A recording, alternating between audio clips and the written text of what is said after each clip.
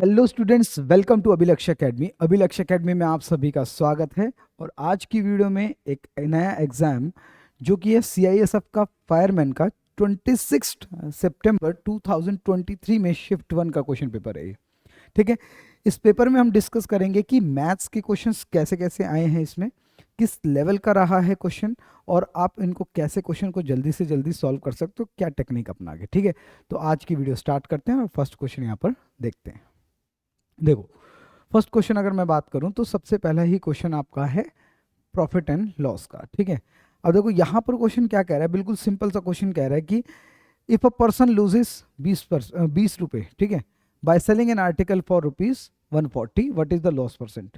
देखो, इसने कहा कि यदि किसी व्यक्ति को किसी वस्तु को 140 रुपए में बेचने पर, देखो 140 रुपए क्या है, विक्रय मूल्य है, सेलिंग प्राइस है। ठीक है, तो 20 रुपए का नुकसान होता है, तो आपको बताना है कि कितना लॉस परसेंट है। देखो, अगर देखो सीपी होता है हमारे पास और एसपी होता है, सीपी में से लॉस माइनस होकर यहाँ पर 140 रुपए एसपी आया होगा। अगर लॉस की वैल्यू हमारे पास 20 रुपए है, तो अगर ये लॉस को जोड़ दें तो वापस सीपी आ जाएगा कितना, 160 रुपए। तो हमें पता चल गया कि सीपी कितना है। ठीक है, चलो देखो 160 रुपए का आइटम था, 20 रुपए का लॉस हुआ, तो 140 रुपए में वो सेल हुआ होगा। ठीक, तो इसने कहा कि लॉस परसेंट बताओ, और जब भी लॉस परसेंट फाइंड आउट करते हैं तो हमेशा वो किस पर कैलकुलेट होता है, लॉस अपॉन सीपी पर इंटू 100। चलो, तो लॉस हमारे पास 20 रुपए हुआ है, डिवाइडेड बाय सीपी जो है 160 रुपए है, multiply by 100।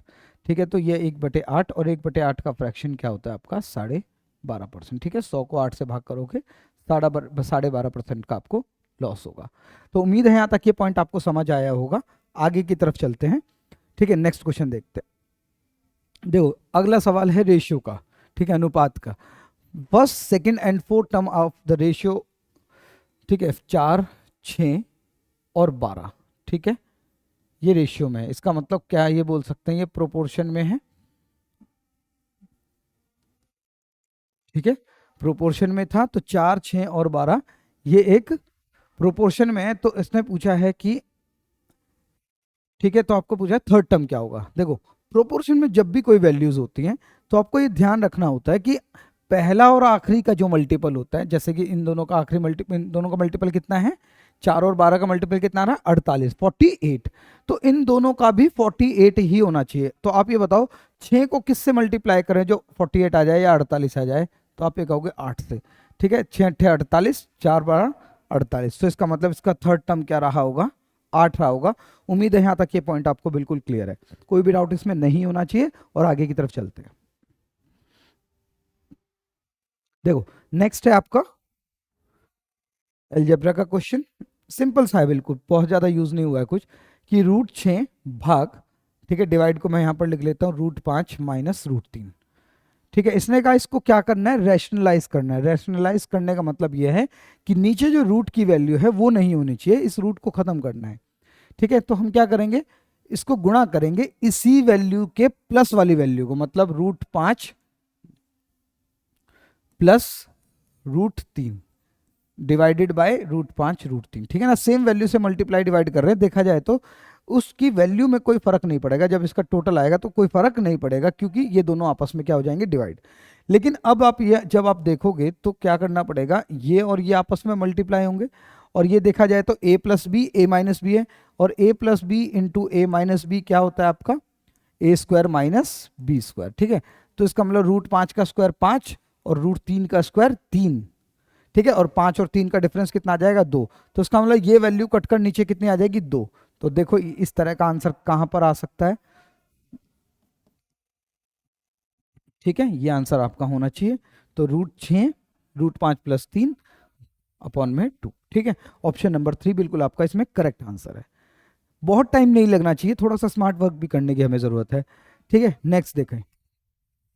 A stationery vendor has some pen, मतलब इसने कहा कि एक स्टेशनरी विक्रेता के पास कुछ पेन है, इरेजर है और कुछ पेंसिल है। इसने 75% बेच दिया और उसके पास फिर भी 125% बच गया। तो अगर मैं ये कह रहा हूं कि उसने 75% बेच दिया, सेल कर दिया, तो इसका मतलब रिमेनिंग उसके पास 25% होना चाहिए। इसका देखा जाए तो दोनों को ऐड करोगे तो इसके पास उसके पास टोटल आर्टिकल पता चलेंगे कितने हैं। ठीक है, इस 25% की वैल्यू इसने 125 बताई है। ठीक है ना। और 75 और 25% मिलाकर कितना होना चाहिए था, 100%। 25 की वैल्यू 125, इसका मतलब मैं इसको 5 से गुणा कर सकता हूँ, और टोटल वैल्यू निकालनी है, इसको भी 5 से गुणा करोगे तो टोटल वैल्यू कितनी आ जाएगी, 500। इसका मतलब उसके पास टोटल जो आर्टिकल्स थे वो 500 थे। तो उम्मीद है यहाँ तक ये वाला पॉइंट आपको समझ आया होगा, इसमें कोई भी डाउट आपको किसी भी तरह का नहीं होना चाहिए। ठीक है, आगे की तरफ चलते हैं। नेक्स्ट क्वेश्चन आप देखो, एवरेज एज ऑफ 6 कोवर्कर्स, ठीक है, इस 16 ईयर्स। देखो एवरेज का क्वेश्चन है, और एवरेज का फॉर्मूला क्या होता है, n into average is equal to sum, है ना। आपने ये भी पढ़ा होगा कि एवरेज का फॉर्मूला क्या होता है, सम अपॉन में नंबर ऑफ डाटा। तो ये n इधर जाकर मैंने मल्टीप्लाई कर दिया, ठीक है। तो यहाँ पर देखो इसने कहा क्या कहा कि 8 कोवर्कर हैं, उनका जो सम है वो एवरेज है 16 वर्ष है। तो इसका मतलब जब आप इसको मल्टीप्लाई करोगे तो कितना आएगा, 128। तो इसका इनकी एज का जो योग है, टोटल है, सम है, वो आपके पास कितना आ रहा है, 128, 128। इतने का जब नए 2 कॉलिग आ जाते हैं, जब पहले 8 थे, जब 2 और नए आ जाएंगे तो कॉलिग कितने हो जाएंगे, 10, मतलब कितने लोग हो जाएंगे, 10। और एवरेज इसने कहा क्या कि एवरेज इंक्रीजेज बाय 1 ईयर, इसका मतलब पहले 16 थी तो अब 17 हो जाएगी। तो जब आप इसको गुणा करोगे तो इनका सम कितना आएगा, 170। देखो इस एज के सम में इतना अंतर आ गया, तो वही जो इसने पूछा न्यू कोवर्कर्स की, देखो 2 लोग नए आए थे, पहले तो आप ये डिफरेंस निकालो कि कितना इनका एज रहा होगा। तो यहाँ पर आ जाएगा 10 में से 8 गए 2, और यहाँ पर आ जाएगा 6 में से 2 गए 4, 42 वर्ष उन दोनों व्यक्तियों की एज रही होगी, ठीक है। तो जब एवरेज निकालेंगे तो 2 से डिवाइड करेंगे, औसत निकालने के लिए किससे डिवाइड करेंगे, 2 से, क्योंकि 2 ही लोग थे नए वाले और ये एज 2 लोगों की थी। तो आंसर क्या आ जाएगा आपका, 21 वर्ष, ऑप्शन नंबर 4। उम्मीद है आपको यहाँ तक समझ आया होगा, इसमें कोई भी डाउट नहीं है। ठीक है, आगे की तरफ चलते हैं। देखो पता चला ना किस तरह के क्वेश्चन आ रहे हैं, बहुत ज़्यादा हार्ड नहीं है, लेकिन हाँ कॉन्सेप्ट को तो पता होना ही चाहिए। ठीक है, तो देखो बैंक डिपॉजिट 60% इंक्रीज हो जाते हैं और अब वो 8440 है। 60% इंक्रीज हो जाते हैं, देखो क्या मैं ये बोल सकता हूँ 60% का मतलब है 3/5। जब आप 60 बटे में 100 करोगे, प्रतिशत का साइन हटाओगे तो 60/100 काटोगे तो 3/5। इसका मतलब अगर कोई 5 वैल्यू थी, वो 3 बढ़कर कितनी हो गई होगी, 8, और 8 की वैल्यू 8440 है, बढ़ने के बाद वो इतनी है। तो इसका मतलब इस 8 को किससे गुणा करें, तो हमने कहा 8 एकम 8, 4 उतारा, 4 डिवाइड नहीं हुआ, 0 लगा दी, फिर 4 एक और उतरा तो 5 अट्ठे 40, और 5 से दोबारा, ठीक है। तो यहाँ पर आ जाएगा आपका 1055 से आपको मल्टीप्लाई करना है।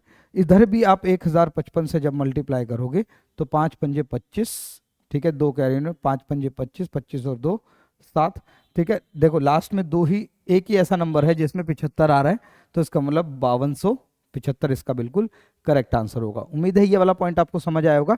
पूरी की पूरी कैलकुलेशन से बचना है, ऑप्शंस का यूज करना है। अगर आप ऑप्शंस यूज कर पा रहे हो तो फिर तो बहुत अच्छी बात है, ठीक है ना, कि मतलब 1 या 2 यूनिट्स आपसे लास्ट की डिजिट्स निकाली और आपने आंसर को मैच किया तो आपका बिल्कुल करेक्ट आंसर आ जाएगा। ठीक है, आगे की तरफ चलते हैं। देखो आगे क्वेश्चन है कि the ratio of milk and water, देखो मिल्क और वाटर का जो रेशियो है वो है 4 और 3 का, और ये भी बताया कि टोटल मिक्सचर वो है कितने लीटर का, 28 लीटर का। तो आप ये बताओ अगर इसमें 4 मिल्क है और 3 वाटर है तो इसका मतलब ये टोटल मिलाकर 7 होना चाहिए मिक्सचर। 7 की वैल्यू क्वेश्चन में बोले कि 28 लीटर है, ठीक है जी। 7 को किससे गुणा करें जो 28 लीटर आ जाए, तो हमने कहा कि 4 से गुणा करेंगे। क्वेश्चन में क्या पूछा है कि मिल्क की वैल्यू क्या है, तो मिल्क की वैल्यू भी निकालने के लिए अगर आपने 4 से यहाँ पर गुणा किया था, इसको भी 4 से करेंगे तो 16 लीटर आपका क्या आ जाएगा, मिल्क आ जाएगा। ऑप्शन नंबर 4 बिल्कुल करेक्ट आंसर है। ठीक है, उम्मीद है यहाँ तक आपको ये समझ आया होगा ये वाला पॉइंट, ठीक है, इसमें कोई भी डाउट नहीं होना चाहिए आपको। आगे की तरफ चलते हैं। टाइम एंड वर्क का एक क्वेश्चन, समय और कार्य का क्वेश्चन। देखो इसने कहा कि अनिल किसी काम को 14 दिन में करता है, अनिल जो है वो किसी काम को 14 दिन में करता है और सुनील उसी काम को 20 दिन में करता है, ठीक है जी। विमल की सहायता से उन्होंने वही काम 4 दिन में पूरा किया। इसका मतलब अनिल भी काम कर रहा है, सुनील भी काम कर रहा है और विमल भी काम कर रहा है, तो काम कितने दिन में पूरा हो रहा है, 4 दिन में। आप एक बार बताओ, सबसे पहले तो हमें काम लेना पड़ेगा कि एक ऐसा काम मान लिया जाए जो 14 दिनों में भी किया जा सके, 20 दिनों में भी किया जा सके और 4 दिनों में भी किया जा सके, एक ऐसी संख्या जो तीनों से डिवाइड होती हो। ठीक है, तो 14 और 20 का देखा जाए तो एलसीएम कितना आ जाएगा आपके पास, 70, 70 का डबल 140, 140 डिवाइड हो रहा है, तो 140 वर्ग हमने मान लिया। ठीक है, 14 से देखा जाए तो ये 10 बार जाएगा, 20 से देखा जाए तो ये 7 बार जाएगा, और 4 से देखा जाए तो ये 35 बार जाएगा। 35 दूनी 70, 70 दूनी 140। ठीक है, उम्मीद है यहाँ तक ये पॉइंट समझ आया होगा। अब आप ये देख रहे हो कि अनिल, सुनील और विमल का जो एफिशिएंसी है वो मिलाकर 35 आ रही है, और अनिल की तो हमें पता है ना 10 है, सुनील की भी पता है हमें 7 है, तो 17 में विमल की ऐड होगी तो 35 आएगी, तो विमल की एफिशिएंसी क्या आ जाएगी, 17 माइनस होकर। ठीक है जी, 17 माइनस होगी तो कितनी आ जाएगी, 18। उम्मीद है समझ आया होगा यहाँ तक पॉइंट आपको। अब इसने कहा कि आप ये विमल से ही सारा काम कराओ, तो विमल से काम कराएंगे 140। ठीक है जी, और विमल की क्षमता कितनी आई अभी अभी हमारी, 18, तो 18 से जब आप डिवाइड करोगे तो यहाँ 9 आ जाएगा, और यहाँ 70, और जब आप डिवाइड करोगे 9 से 9 सत्ते 63। ठीक है जी, 63, और यहाँ पर बचेगा 7, 7 7 बटे 9, ऑप्शन नंबर 1। उम्मीद है ये पॉइंट आपको समझ आया होगा, इसमें कोई भी डाउट आपको किसी भी तरह का नहीं होना चाहिए। ठीक है, बिल्कुल सिंपल सा क्वेश्चन है कि अगर हमें एक दो व्यक्तियों की एफिशिएंसी पता थी और तीनों की मिलाकर हमें एफिशिएंसी पता है 35 है, तो ठीक है उसमें वो वैल्यूज को पुट करो अनिल और सुनील की, तो विमल की एफिशिएंसी 18, 18 से ही काम करा दो। ठीक है, उम्मीद है यहाँ तक पॉइंट समझ आया होगा। आगे की तरफ चलते हैं। अगला क्वेश्चन है कि मैन साइकिल्स 50 किलोमीटर, देखो 2 घंटे तक 50 किलोमीटर पर आवर की स्पीड से वो 2 घंटे तक चलता है, फिर 40 किलोमीटर पर आवर की स्पीड से वो 4 घंटे तक चलता है, और आपसे पूछा गया कि एवरेज स्पीड बताओ। देखो सबसे पहले तो एवरेज स्पीड या औसत चाल का जो फॉर्मूला होता है वो होता है भाई टोटल डिस्टेंस। टोटल डिस्टेंस जितनी भी ट्रेवल करी है, कितनी कुल दूरी जो ट्रेवल करी है, बटे में टोटल टाइम, कुल समय कितना लग रहा है। ठीक है, हमारे पास दूरी नहीं गिवन है, लेकिन मैं फॉर्मूला यूज करके 50 की स्पीड से 2 घंटे चलता हूं, तो दूरी पता चल जाएगी, 50 गुना 2 मतलब 100। ठीक है जी, 100 किलोमीटर वो पहले दूरी तय करी, फिर 40 की स्पीड से 4 घंटे तक अगली दूरी तय करी, तो 160। ठीक है जी, तो कुल मिलाकर वो 260 दूरी तय करी, और कितना टाइम लगा, पहले 2 घंटे और फिर 4 घंटे, मतलब टोटल 6 घंटे। तो आप यहाँ पर 260 बटे में क्या कर सकते हैं, 6। 260 किलोमीटर कुल, और टाइम कितना लगा, पहले 2 घंटे तक चला था और बाद में वो 4 घंटे तक चला था, तो आपके पास टोटल 6। ठीक है, 2 से काटेंगे 130, और ये 3, 3 से काटेंगे तो 3 चौक 12। ठीक है, यहाँ पर बचा 1, 3 ये 43, 43 समथिंग आपका करेक्ट आंसर आएगा, ऑप्शन नंबर 3। उम्मीद है यहाँ तक आपको पॉइंट ये समझ आया होगा। बिल्कुल सिंपल सा क्वेश्चन है, औसत चाल। औसत चाल कैसा भी क्वेश्चन आएगा तो आपको ये ध्यान रखना है, आपको कुल दूरी निकालनी ही पड़ेगी और कुल समय आपको चाहिए। ठीक है, नेक्स्ट देखो, सिंपल इंटरेस्ट, साधारण ब्याज का क्वेश्चन है कि 2 साल के लिए 12% की दर से 1040 रुपए पर कितना ब्याज होगा। देखो साधारण ब्याज का फॉर्मूला क्या है, principal into rate into time upon में 100। ठीक है, तो 1040 रुपए पर 12% का ब्याज कितने वर्ष के लिए, 2 वर्ष के लिए, बटे में 100। 1 0 से 1 0 कट गई हमारे पास, यहाँ पर 5 आ गया, यहाँ पर 6 आ गया। ठीक है, तो आप यहाँ पर कैलकुलेट कर सकते हो। ठीक है, देखते हैं। 5 से अगर मैं काट रहा हूँ, 5 से 5 एकम 5 पॉइंट, यहाँ पर आ जाएगा 4, सॉरी 2। ठीक है, 1.2 आ जाएगा। तो जब आप इसको गुणा करोगे, देखा जाए तो आपकी कैलकुलेशन ये होनी चाहिए 1.2 इंटू 2। ठीक है, तो 104 गुना 1, अगर मैं पॉइंट को भूल जाते हैं, 104 गुना 1 करते हैं तो 104, 104 गुना 2 कर देंगे तो 208 आएगा। ठीक है, और 208 में भी कुछ एक्स्ट्रा होगा क्योंकि ये 0.5 भी मल्टीप्लाई हुआ था। ठीक है, तो लगभग हमारा आंसर जो है वो 249.6 होगा। ठीक है, उम्मीद है यहाँ तक ये पॉइंट समझ आया होगा। ठीक है, और अगर मैं वैसे भी मल्टीप्लाई करता हूं तो 2 दूनी 4, 4 दूनी 8। ठीक है, लगभग इतना ही आना चाहिए, इतना ही आएगा। ठीक है, 208 समथिंग आएगा, 208 से प्लस आएगा, तो 249.60। यूनिट डिजिट मैच नहीं हो पाएगी इसमें। ठीक है, उम्मीद है समझ आया होगा, यहाँ तक कोई डाउट इसमें नहीं है। आगे की तरफ चलते हैं। ठीक है, 2 दूनी 4, 4 चौक 16, 16 का 6 आना चाहिए लास्ट में, ये भी ठीक है। ठीक है, एक डिजिट के बाद वो लगा हुआ है, ठीक है, ये हमारा मैच हो जाएगा। ठीक है, आगे की तरफ चलते हैं। नेक्स्ट क्वेश्चन देखो, what will be the compound interest 22,000 रुपए पर 3 वर्षों के लिए 6%। ओके, 6% कुछ अलग सा रेट दे रखा है, कैलकुलेशन देखते हैं कैसे कर पाएंगे। 22,000 का मुझे 6% निकालना है सबसे पहले, 3 वर्षों के लिए ना। ठीक है, तो 22,000 का अगर मैं 6% निकालता हूँ, ठीक है, तो मेरे पास कैलकुलेशन कुछ ये आएगी, 0 6 दूनी 12 और 6 दूनी 12 और 1320। तो पहले वर्ष 1320, दूसरे वर्ष भी 1320, तीसरे वर्ष भी 1320 तो देना ही है। इनका ब्याज भी यहाँ पर, इसका ब्याज यहाँ पर आएगा, इसका ब्याज यहाँ पर आएगा, इसका भी ब्याज यहाँ पर आएगा। ठीक है, और इसका भी ब्याज यहाँ पर आएगा। ठीक है, ये वाला मान लेते हैं। ठीक है, चलो, तो मेरे को ये ब्याज देना है। देखा जाए तो 1320 समथिंग का ब्याज से ऊपर ही आना चाहिए आंसर। और 1320 अगर मैं ऐड करता हूँ, 1320 का 3 गुना करता हूँ, तो 13 तिया 39, 3960 रुपये तो आएगा ही आएगा। 3960 रुपये तो आएगा, इसका मतलब इससे तो ज़्यादा ही आएगा, क्योंकि यहाँ पर भी ब्याज मिलेगा, यहाँ पर भी, यहाँ पर भी और यहाँ पर भी। तो ये सारी वैल्यूज इससे कम है, इसका मतलब ऑप्शन नंबर 1 जो बिल्कुल करेक्ट होगा। तो बहुत ज़्यादा कैलकुलेशन करने की ज़रूरत नहीं है, थोड़ा सा स्मार्ट वर्क करो कि देखा जाए तो पहले जो यहाँ पर प्रिंसिपल पर इंटरेस्ट मिल रहा है वो तो आएगा ही, इंटरेस्ट पर इंटरेस्ट भी कैलकुलेट होगा, लेकिन प्रिंसिपल पर ही इंटरेस्ट 3960 रुपये हो रहा है, तो फिर कहीं ना कहीं तो इससे ज़्यादा इंटरेस्ट बनेगा। ठीक है, चलो, उम्मीद है ये पॉइंट समझ आया होगा, मतलब हम कैसे कैलकुलेशन को कम किया, क्या स्मार्ट वर्क हमने किया। ठीक है, चलो, मार्क प्राइस किसी पेंटिंग का जो अंकित मूल्य है वो 2400 रुपये है। ठीक है, एमआरपी जो है किसी आर्टिकल की वो है 2400 रुपये। उसके बाद उसने कहा कि एक उस शॉपकीपर ने डबल डिस्काउंट दिया, 20% का और 15% का, तो कितने का वो आइटम उसने सेल किया होगा। देखो, ध्यान से देखो, सबसे पहले तो हम ब्याज प्रतिशत, डिस्काउंट प्रतिशत या छूट प्रतिशत निकाल लेते हैं। ठीक है, देखो, एमआरपी और सेलिंग प्राइस, सबसे पहला जो डिस्काउंट है 20% है, 20% का फ्रैक्शन जो है या भिन्न जो है वो 1/5, मतलब एमआरपी अगर 5 है तो 1 रुपये की छूट देकर वो सेलिंग प्राइस कितना बनी होगी, 4 रुपये बनी होगी। उसके बाद आगे बात करते हैं, फिर उसने 15% की छूट दी, 15% का मतलब है 3/20। ठीक है जी, तो 20 रुपये का आर्टिकल है, 3 रुपये की छूट देकर 17 रुपये बनी।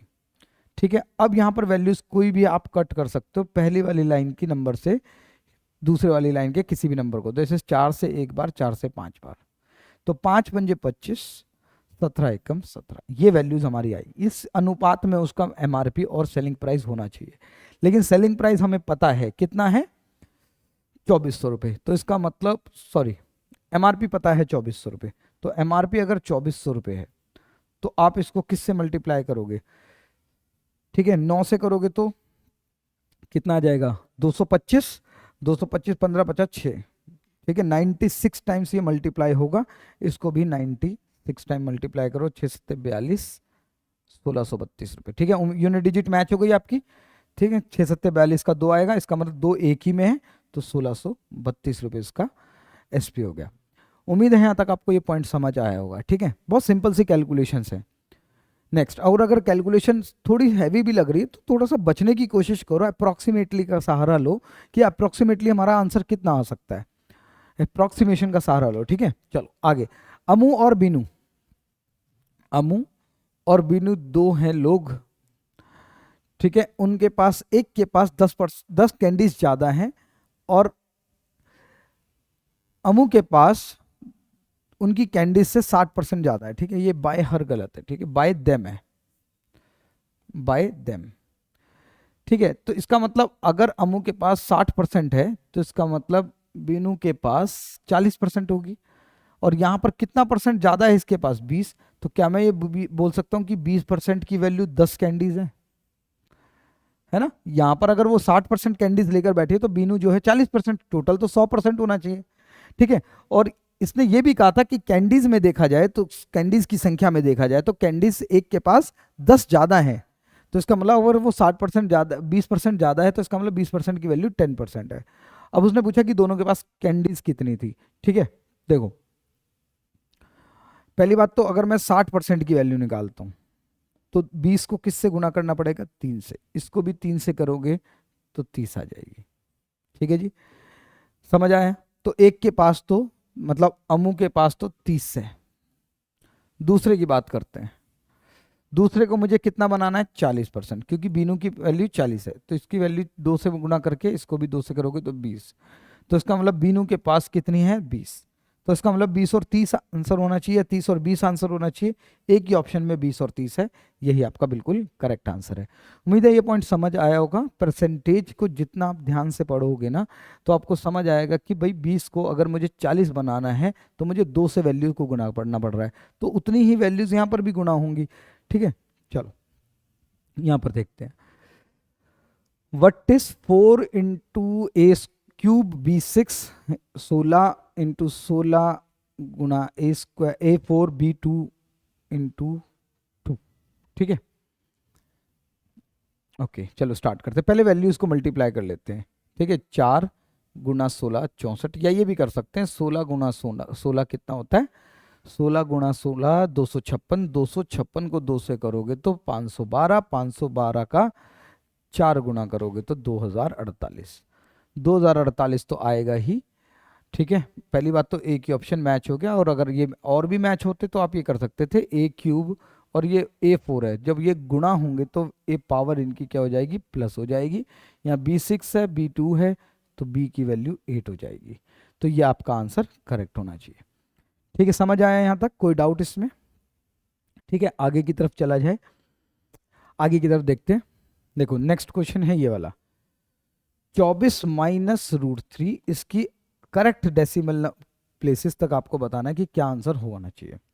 देखो 24 माइनस रूट 3 की वैल्यू होती है कितनी? 1.73। और अगर मैं इसमें से माइनस करता हूं 24.000 तो 1.73, तो लगभग मुझे आंसर मिल जाएगा। 10 में से 3 गए 7, 9 इधर कैरी ऑन हो गए, 9 में से 7 गए 2। ठीक है जी, तो लगभग मेरे पास एक ही आंसर आ रहा है 270 के आसपास, ये वाला। यही आपका करेक्ट आंसर होगा अगर यहाँ पर माइनस करना है। इधर कैरी ऑन लेके गए तो 3, 3 में से 1 गया 2, और यहाँ पर गया। उम्मीद है समझ आया होगा, क्लियर है बिल्कुल, किसी भी तरह का डाउट नहीं होना चाहिए।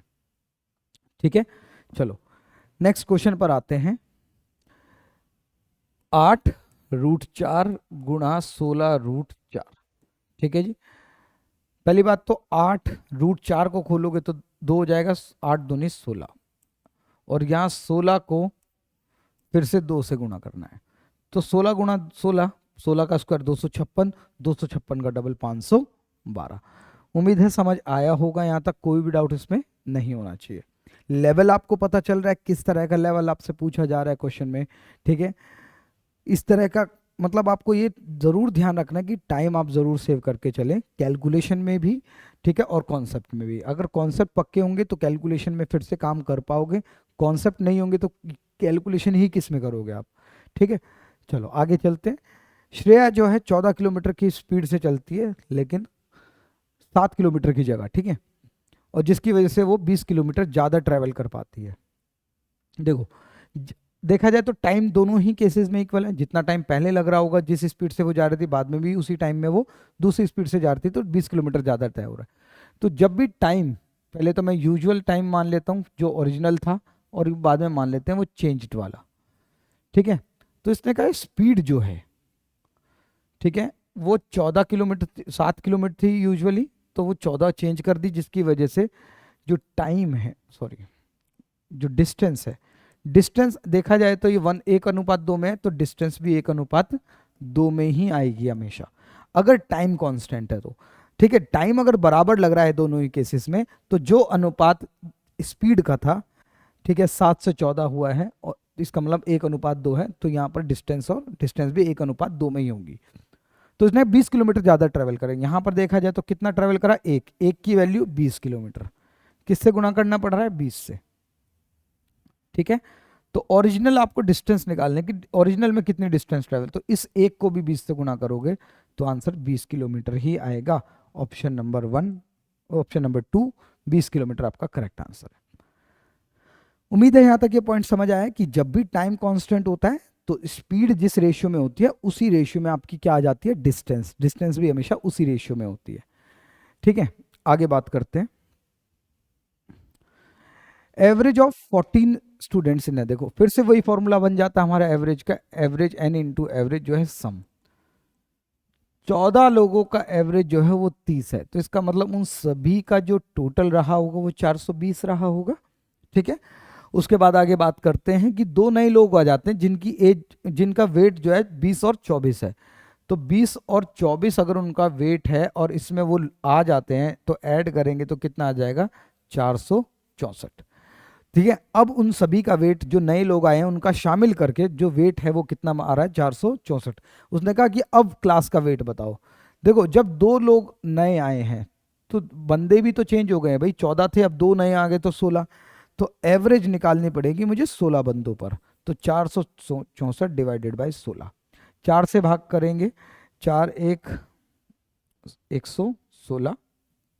ठीक है जी, 4 4 से दोबारा से 4 दूनी 8। ठीक है, यहाँ पर 3 बचे, 4 नेम 36, 29 आपका बिल्कुल करेक्ट आंसर है। ठीक है, उम्मीद है समझ आया होगा। एवरेज का औसत का बिल्कुल सिंपल सा क्वेश्चन था। आगे बात करते हैं। एक पुलिसमैन है और एक थीफ है, पुलिस वाला है और एक चोर है। ठीक है, उनके बीच में जो दूरी है वो है 68 मीटर की। ठीक है, अब पुलिस भी उसी दिशा में उसको पकड़ने के लिए भागेगा जिस दिशा में चोर भाग रहा है, और जब भी कोई भी व्यक्ति एक ही दिशा में चलता है और उसको कुछ दूरी, निश्चित दूरी या उनके बीच में जो दूरी है वो तय करनी होती है, तो हमेशा रिलेटिव स्पीड आ जाती है कि जब भी सेम डायरेक्शन होगी तो इनकी स्पीड क्या हो जाएगी, माइनस हो जाएगी। ठीक है, और अगर वो अपोजिट डायरेक्शन, मतलब वो आमने सामने की तरफ से आ रहे हैं या एक दूसरे से दूर जा रहे हैं, तो उनकी स्पीड जो है प्लस हो जाती है। तो distance is equal to speed into time, दूरी बराबर चाल गुना समय। तो डिस्टेंस उनके बीच में 68 है और एक ही दिशा में जाने की वजह से ये स्पीड क्या हो जाएगी, माइनस हो जाएगी, तो 5 हो जाएगी। और यहाँ पर टाइम 5 से इसको काटोगे तो 5 एक कम 5, एक बचा, 5 दिया 15, 13 पॉइंट समथिंग इसका करेक्ट आंसर है, 13.6। ठीक है, उम्मीद है यहाँ तक आपको ये पॉइंट समझ आया होगा बिल्कुल। ठीक है ना, इसमें कोई भी डाउट आपको नहीं होना चाहिए किसी भी तरह का। ठीक है, कि जब भी एक ही दिशा में चलते हैं और वो उनके बीच में जो दूरी है वही कम करनी होती है, तो उनकी स्पीड क्या हो जाती है, माइनस, और जो वो दूरी है वही तय करनी होती है, तो डिस्टेंस में 68 आ जाता है। नेक्स्ट क्वेश्चन है सिंपल इंटरेस्ट का, और साथ में उसी में कंपाउंड इंटरेस्ट का भी क्वेश्चन पूछा है कि एक सम है जो 40% हो जाता है 4 वर्षों में, और कंपाउंड इंटरेस्ट कितना होगा। देखो एक चीज आपको पता होगी कि रेट, सिंपल इंटरेस्ट में रेट जो भी होगा उसको टाइम से गुना करते हैं, तो आपको पता चल जाता है ओवरऑल इंटरेस्ट रेट। ठीक है, और मुझे रेट नहीं पता है लेकिन टाइम पता है 4 और ओवरऑल इंटरेस्ट पता है 40, तो इसका मतलब रेट की वैल्यू कितनी आ गई आपके पास, 10%। कि जो ब्याज दर था ना साधारण ब्याज का, वो 10% था। आप इसको साधारण ब्याज वाले फॉर्मूले में भी पुट कर सकते हो।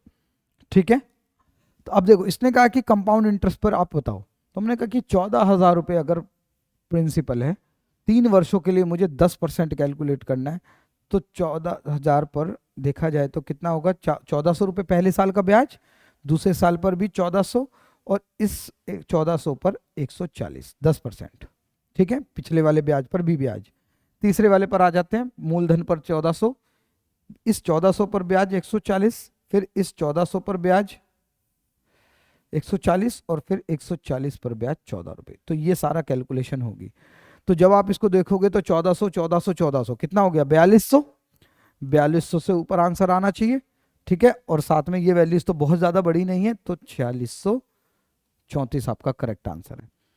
ठीक है, कैलकुलेशन नहीं जो करनी है बहुत ज्यादा, अगर आपको लग रहा है कि अप्रोक्सीमेटली इतना आंसर आएगा तो इतना ही रहने देना है। बहुत ज्यादा कैलकुलेशन करोगे तो आपके लिए मुसीबत खड़ी हो जाएगी। ठीक है, चलो नेक्स्ट। एक मूलधन या एक अमाउंट है, कोई धनराशि है जो 160 रुपये हो जाती है 60% कम करने पर। देखो 60% अगर कोई वैल्यू कम करनी है तो पहले तो फ्रैक्शन लो, 3/5। तो अगर मैं ये कह रहा हूं कि वो 5 थी वैल्यू, 5 में से 3 कम होकर वो कितनी हो जाएगी, 2। 2 की वैल्यू वो बोल रहा है कि 160 है, कितने गुना करें, हमने कहा 80 से कर देते हैं। इसको भी 80 से करोगे तो 400 उसकी ओरिजिनल वैल्यू आ जाएगी, और यही आपका करेक्ट आंसर होगा। ठीक है, उम्मीद है यहाँ तक आपको ये पॉइंट समझ आया होगा। आगे की तरफ चलते हैं। क्वेश्चन इंग्लिश में मिस्टेक है थोड़ी सी। 6 मैंगोज है, 24 रुपए में 6 आम खरीदे जाते हैं और 18 रुपए में 3 आम बेच दिए जाते हैं। रुपीज और क्वांटिटी, सबसे पहले 24 रुपए में 6 क्वांटिटी खरीदे हैं, सीपी है, और सेलिंग प्राइस की बात करें 18 रुपए में 3, 18 में 3 बेच दिए जाते हैं। ठीक है जी। सबसे पहले तो ये ध्यान रखना है कि जितने मैंगोज उसने परचेज करे थे उतने ही मैंगोज वो सेल करेगा, जितने खरीदे हैं उतने ही बेचने हैं। तो यहां पर खरीदने और बेचने की संख्या अलग अलग है, तो इन दोनों को बराबर कर देते हैं। ऊपर 6 है तो नीचे वाले को भी 6 बना दो, 2 से गुना करके। ठीक है, तो ये 6 क्वांटिटी हो जाएगी। इसको भी 2 से करना पड़ेगा, क्योंकि जब आपने क्वांटिटी 2 गुना ले ली तो उसका जो विक्रय मूल्य है वो भी 2 गुना करना पड़ेगा, तो ये 36 आ जाएगा। ठीक है, अब सीपी 24 रुपए है, कितने आर्टिकल का? 6 आर्टिकल का। ठीक है, और 6 ही आर्टिकल का एसपी जो है वो 36 रुपए है। तो यहां पर आप देखोगे तो 12 रुपए का प्रॉफिट हो रहा है। ठीक है, तो प्रॉफिट अगर मैं निकालना चाहता हूं लाभ प्रतिशत, तो प्रॉफिट बटे में सीपी गुणा 100। तो प्रॉफिट कितना हो रहा है यहाँ पर? 12 रुपए, और सीपी कितना है? 24 रुपए गुणा 100। तो यहां पर आ जाएगा 1/2, मतलब यहाँ पर 50%, 50% का लाभ होगा। ठीक है ना, 24 रुपए सीपी था और एसपी जो है वो 36 रुपए था, बढ़ा कर था। ठीक है, उम्मीद है यहां तक ये पॉइंट आपको क्लियर रहा होगा, इसमें कोई भी डाउट आपको किसी भी तरह का नहीं है। ठीक है, आगे की तरफ चलते हैं। जैसन जो है किसी काम को 20 दिन में करता है और जमाल कितने दिन में करेगा उसी काम को, अगर वो दोनों मिलकर 9 दिन में करते हैं। तो जैसन तो 20 दिन में करता है, और जैसन और जमाल ये दोनों मिलकर 9 दिन में करते हैं। एलसीएम लिया आपने 180, ये 20 बार गया, सॉरी ये 9 बार गया और ये 20 बार गया। ठीक है, जैसन और जमाल का जो एफिशिएंसी मिलाकर आ रही है 20, जिसमें कि जैसन की कितनी है? 9, 9 प्लस जमाल की एफिशिएंसी 20 आ रही है। तो इसका मतलब जमाल कितना है? 11। तो इसका मतलब 11 की एफिशिएंसी से मुझे ये काम कराना है जमाल के द्वारा। ठीक है, जमाल 180 काम करेगा 11 की एफिशिएंसी थे। 11 से डिवाइड करोगे तो 11 कम 11। ठीक है, यहाँ पर बचा हमारे पास 7, 70, 11 6 और 4, 16, 4/11। ठीक है, उम्मीद है यहाँ तक ये पॉइंट आपको समझ आएगा। 16 सहित 4/11 आपका करेक्ट आंसर होगा, ऑप्शन नंबर 2। ठीक है, नेक्स्ट क्वेश्चन देखते हैं। इनका एवरेज निकालना है, औसत निकालना है। 13, 42, 22, 35 और 68। देखो, एक तो वो तरीका है कि हम एक एज्यूम कर ले कोई वैल्यू। देखो लेकिन वैल्यूज बहुत दूर दूर तक है। अगर मैं 20 मानता हूं तो फिर 68 दूर हो जाता है, 30 मानता हूं तब भी ये 13 काफी दूर है। तो आसान है, बहुत इजी वैल्यू, तो वैसे ही कैलकुलेट कर लेते हैं। 8 और 5 13, 13 और 2 15, 15 और 2 17, 17 और 3 20, 2 कैरी ऑन। 6 और 3 9, 9 और 2 11, 11 और 4 15, 15 और 1 16 और 1 16 और 2 18, 18 को भाग करेंगे 1 2 3 4 5 से। ठीक है जी, आंसर कितना आ जाएगा? 36, ऑप्शन नंबर 1। ठीक है, उम्मीद है समझ आया होगा, यहाँ तक कोई डाउट नहीं रहा होगा। औसत निकाला है बिल्कुल। औसत कैसे निकालता है? सभी को जोड़कर भाग कर दो जितनी वो संख्याएं हैं। आगे की तरफ चलते हैं। सम ऑफ मनी ABCD में डिस्ट्रीब्यूट करना है, ABC और D में डिस्ट्रीब्यूट करना है, जिसका रेशियो 7 5 4 और 2 है। ये भी बताया गया है कि C को D से 500 रुपए ज्यादा मिलते हैं। अब देखो, अगर C को D से 500 रुपए ज्यादा मिल रहे हैं तो यहां पर रेशियो भी तो ज्यादा आ रहा है। कितना? 2। इसका मतलब इसी 2 की वैल्यू कितनी है? 500। तो इस 2 को 500 बनाने के लिए किससे गुना करेंगे? 250 से। ठीक है जी, सी कितना ज्यादा कमा रहा है? 2 रेशियो, 2 की वैल्यू 500, 250 से गुना करना पड़ रहा है उस 2 को 500 बनाने के लिए। क्वेश्चन क्या पूछा? बी का हिस्सा क्या होगा? तो इस 5 को भी 250 से कर दो, तो ये आ जाएगा कितना? 1250। उम्मीद है यहां तक आपको ये पॉइंट समझ आएगा, ऑप्शन नंबर 4। ठीक है, तो आपको ये वीडियो कैसी लगी है प्लीज कमेंट में आप बताना, और अगर कोई सजेशन है तो भी आप कमेंट में लिख के बता सकते हो। और नेक्स्ट वीडियो में इसी वाली शिफ्ट का हम रीजनिंग का पेपर सॉल्व करेंगे। तो मिलते हैं आपसे नेक्स्ट वीडियो में, तब तक अच्छे से पढ़ते रहिए। Thank you.